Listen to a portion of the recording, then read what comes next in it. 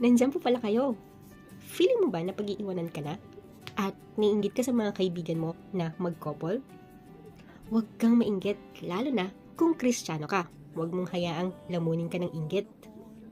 Dahil kung pipilitin mo at gagawin mo sa paraan mo, baka mabaliwala lang lahat. Baka mawala ng saysay din lahat.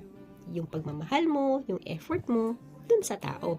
Pinaka-the best na gawin mo, ipag-pray mo yung tao na gusto mo. Inside and outside. At dapat specific.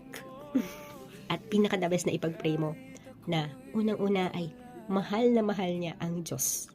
Kaya habang naghihintay ka, tandaan mo, hindi ka pinabayaan ng Diyos. At huwag kang mainggit ha sa may mga couple na hindi ka late. I'm sure hinahanda ka lang ng Diyos at pati yung magiging partner mo, hinahanda lang din niya sa tamang panahon at hinuhubog din yung puso mo at puso niya.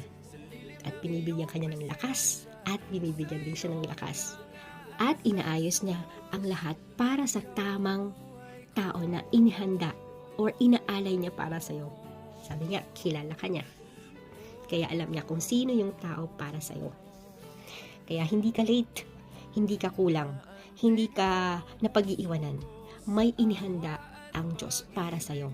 At darating ito sa tamang panahon. Sabi nga sa Ecclesiastes 3 verse 11, He has made everything beautiful in its time. Yun lang po. Salamat!